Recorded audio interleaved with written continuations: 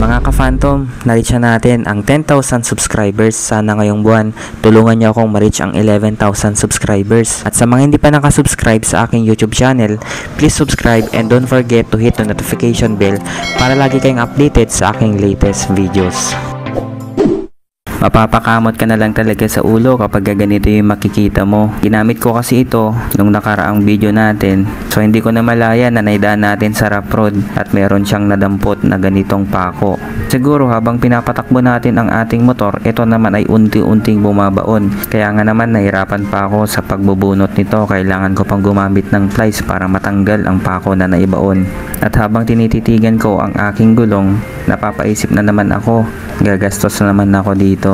Buti na lang meron akong solusyon sa ganitong problema. Madalas kasing na-encounter ko ito sa mga nagdaan na motor ko. Ang hirap kasing baklasin itong motor natin, hindi katulad sa mga motor natin dati katulad ng Sniper at yung ating NS200 na kapag ka nabutas at ipapavulcanize mo, madali lang tanggalin yung gulong niya. Ito kasi sa ating Click 125, kapag tatanggalin mo yung gulong, kailangan mo pang magtanggal ng pipe. So wala naman tayong extra tool para matanggal itong buong pipe natin. Kaya nga naman, nag-isip ako ng solusyon. Yung solusyon na naisip natin ay maglagay na lang ng tire sealant. Kasi sa ganitong klaseng butas, kayang-kaya niya itong takpan. At ito, gagamitin natin ang ating KTM Duke 200. Medyo matagal na rin ito na bakante. Matagal na rin wala tayong video sa kanya. Kaya syempre, isasama natin siya sa paglalakbay natin papuntang auto supply. Hindi ko na rin pala namamalayan na nasa 24,000 odo na pala ang ating KTM Duke.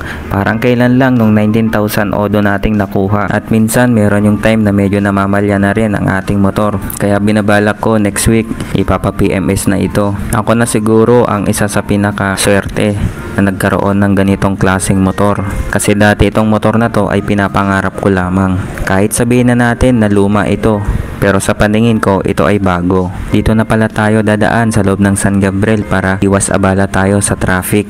Kasi ngayong araw ay weekdays, asahan talaga natin na madaming mga sasakyan na naman ang makikita natin sa daan. Madadaanan rin natin dito ang LTO dito sa Tugigaraw. So kung taga Tugigaraw ka, kung familiar ka, mag-comment ka kung malapit ka lang dito.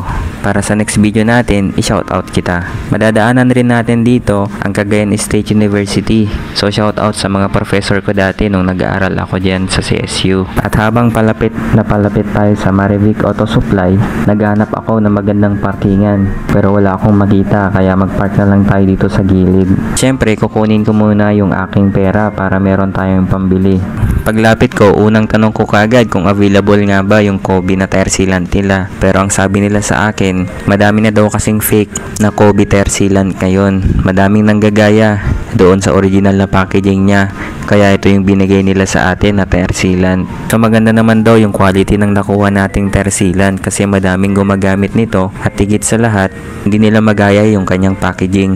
At ilalagay ko muna ito sa loob ng ating box. So ito na ang ating click. Tinutulak na natin. Ganito talaga kahirap kapag nasisiraan ka. Kailangan mo talagang magsakripisyo para maayos itong motor ko. Mawawala din lahat itong pagod na to kapag naging okay na siya. At nandito na tayo sa vulcanizing shop. So habang papalapit ako kay kuya, nagulat siya sa akin. Nung tinanong ko kung pwede ba ako magpalagay ng tire sealant, tinuro niya sa akin doon. Kasi mas malapit daw yung kanilang hose. Hindi daw kasi mararating yung aking motor.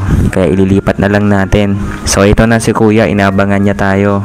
Naka-ready na rin yung hose na gagamitin niya pampahangin sa ating gulong. At bago niya ilagay ni kuya yung ating tire sealant, kailangan niya muna itong i-shake para mai-mix yung nasa loob nito. At ito na, ilalagay na ni kuya ang tire sealant. So ang sabi ko sa kanya, dapat kalahati lang yung ilalagay niya. Kapag ka natusok na naman yung ating harapan na gulong, yung kalahati naman yung ilalagay natin. At sa kanyang PSI mga ka-Phantom, nagpalagay pala ako sa kanya ng 33 PSI. So yun yung stock na PSI ng ating gulong.